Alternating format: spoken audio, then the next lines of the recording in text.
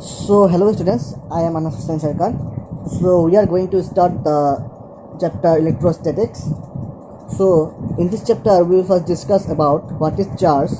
Then after we will look into the next sequence of the chapter, that is Coulomb's law, and that's all. Okay.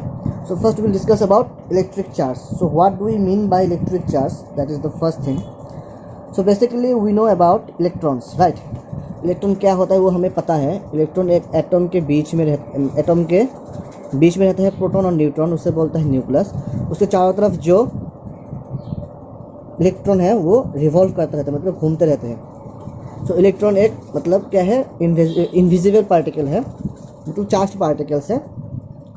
और electron का charge होता है, electron का क्या होता है, चार्ज होता है.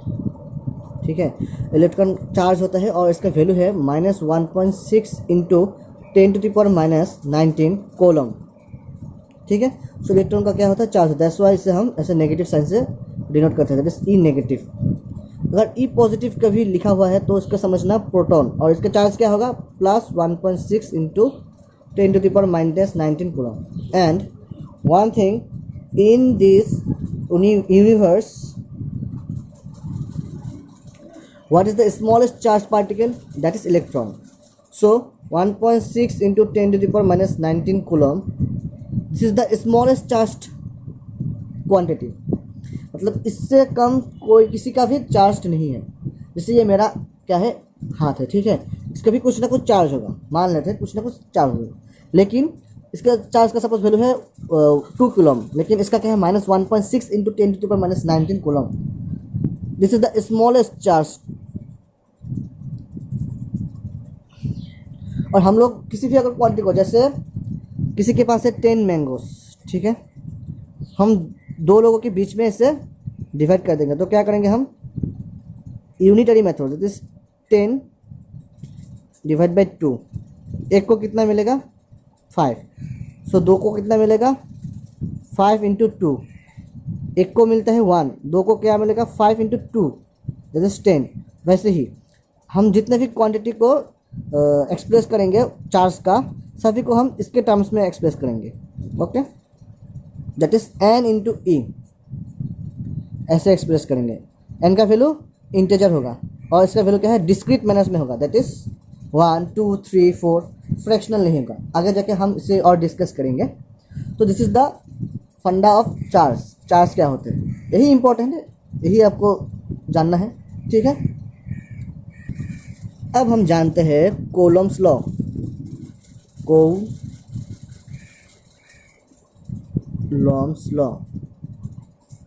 कोलम्स लॉ क्या बोलता है, the electrostatic force of attraction. Electrostatic force of attraction. So Coulomb's law बोलता है कि इलेक्ट्रोस्टैटिक फोर्स ऑफ अट्रैक्शन, जैसे हमने पढ़ा था ग्रेविटेशनल फोर्स, वैसे ही एक टाइप्स का फोर्स है इलेक्ट्रोस्टैटिक्स का फोर्स. ठीक है. So electrostatic force of attraction between two static point charge is directly proportional to the product of the charges, inversely proportional to the square of the distance between them, and acts along the straight line joining the two charges. Okay. So इसका मतलब हम देखेंगे, Coulomb's law बोलता है कि अगर किसी भी दो चार्जेस है, ठीक है, Q1 और Q2, पहले हमारे दोनों का सेम चार्ज का साइन है, that is positive charges. Two positive charges है Q1 एंड Q2, और इन लोगों का जो चार्ज का डिस्टेंस है दोनों के बीच का वो है R. So according to Coulomb's law, the electrostatic force of attraction और repulsion Fe is directly proportional to, between the two static points, is directly proportional to product of the charges. That is, F is directly proportional to Q1 into Q2 and inversely proportional to the square of the distance between them. मतलब जो दोनों के बीच का distance होगा, that is R का square. यही है Coulomb's law. जो इलेक्ट्रोस्टैटिक फोर्स होगा वो Q1 और Q2 का मल्टीप्लाई के प्रोपोर्शनल होगा और inversely proportional to the square of the distance between them. From this we can say F is directly proportional to Q1 upon Q2 divided by R square. अब हम जानते हैं कि किसी भी प्रोपोर्शनलिटी कांस्टेंट को हम जब हटाएंगे तो इक्वल सिंबल लाएंगे तो क्या होगा, एक कांस्टेंट बैठता था, इस बार हमें इस कांस्टेंट को मान लेते हैं k into Q1/Q2 divide by R square. So this is the formula of electrostatic force of attraction between two static charges when they are separated with a distance of r between them. अब देखते हैं electrostatic force का direction कैसे होगा. Q1 charge Q2 charge, like charges repel, मतलब positive charge positive को repel करेगा. सो इसमें क्या होता है, Q1 चार्ज Q2 चार्ज को रिपेल करेगा, दैट इज Q1 Q को रिपेल करेगा. तो इसका डायरेक्शन क्या होगा, F इस तरफ, और इसका डायरेक्शन क्या होगा, नेगेटिव एक्सिस की तरफ. So this is the direction. Okay, और जो वैल्यू होगा वो इलेक्ट्रोस्टैटिक फोर्स ऑफ अट्रैक्शन का वैल्यू क्या होगा, K into Q1 into Q2 divide by R square.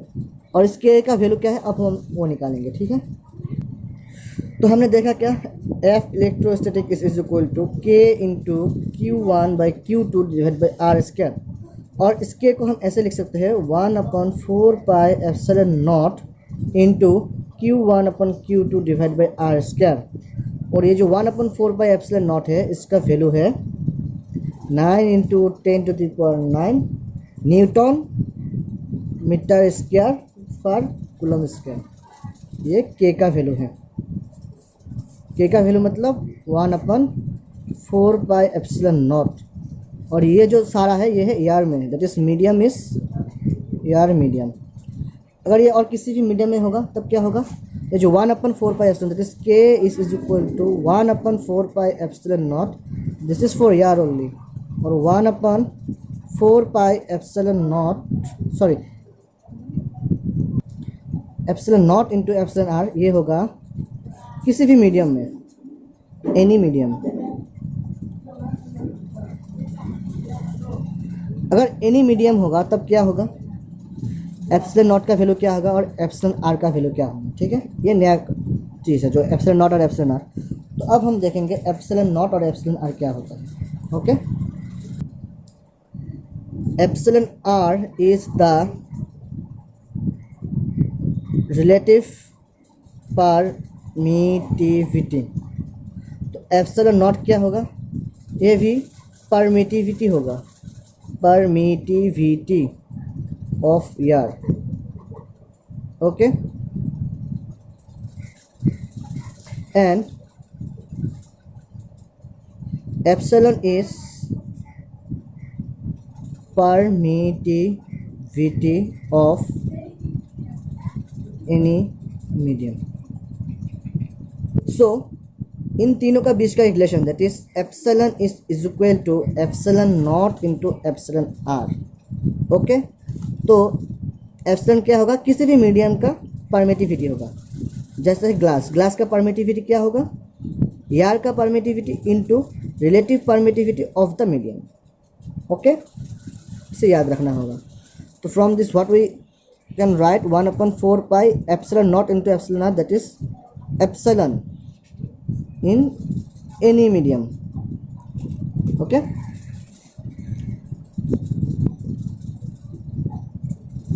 any medium. So this is the thing. अब हम देखेंगे Coulomb's law in terms of vector.